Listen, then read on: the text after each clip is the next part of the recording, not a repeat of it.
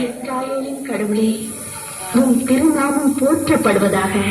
உமது அளவற்ற அன்பினால் என்னையும் நீர் இந்த இஸ்ராயேல் குலத்தில் தோன்றச் செய்து எங்கு வாழ்வானாலும் மன அமைதியையும் உமது அருள்கொடையையும் பொழிந்து வருகிறேன். உமக்கு நன்றி இறைவா, உமக்கு நன்றி.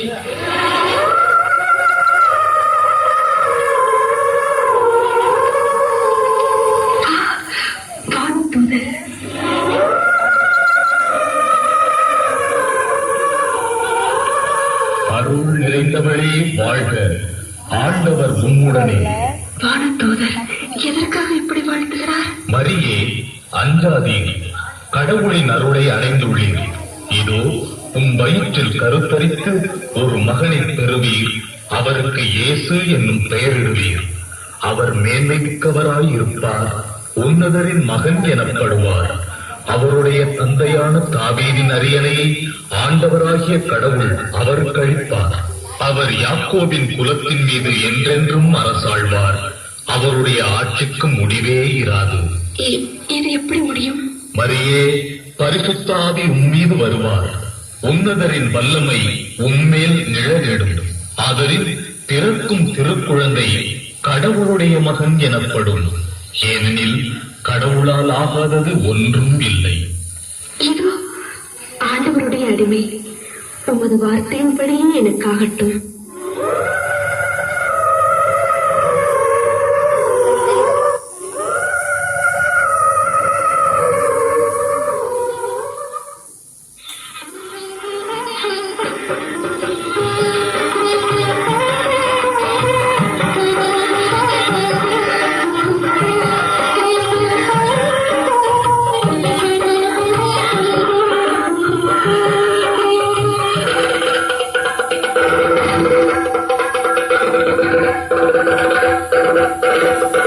இதனால் எல்லோருக்கும் அறிவிக்கப்படுவது என்னவென்றால், மக்கள் தொகை கணக்கெடுக்கப் போகிறார்கள். எல்லோரும் அவரவர் சொந்த ஊர் செல்ல வேண்டும்.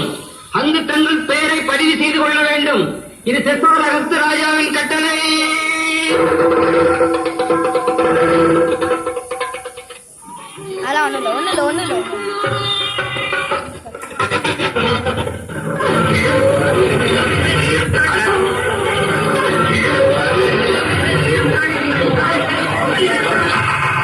ஐயா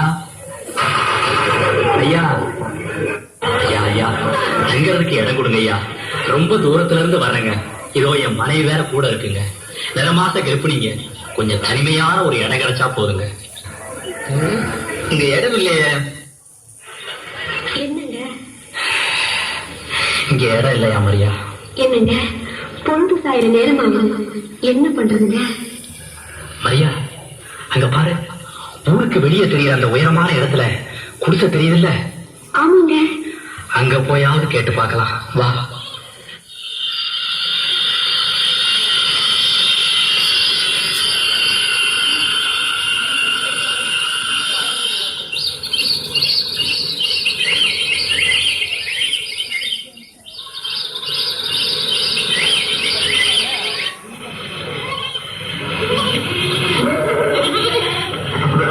தூங்கி விடல கேட்கல அண்ணே.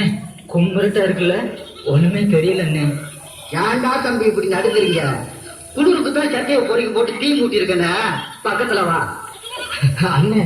நடுசாமல் தாண்டி இருக்குமா?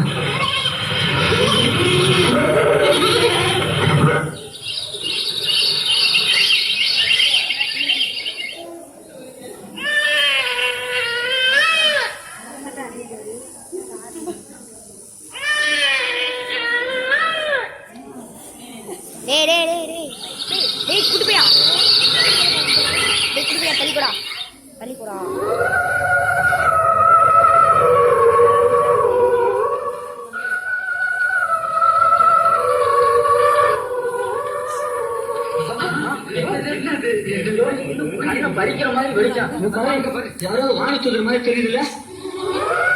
அதான் பாக்குறேன். அஞ்சாதீர், மகிழ்ச்சியூட்டும் நற்செய்தியை உங்களுக்கு அறிவிக்கிறேன். இன்று பெத்லகேமிலே உங்களுக்காக மீட்பர் பிறந்திருக்கிறார். அவரே ஆண்டவராகிய மெசியா. குழந்தை ஒன்றை துணிகளில் புரிந்து முன்னிலையில் கிடத்தி இருப்பதை காண்பீர்கள். இதுவே உங்களுக்கு அறிகுறியாகும்.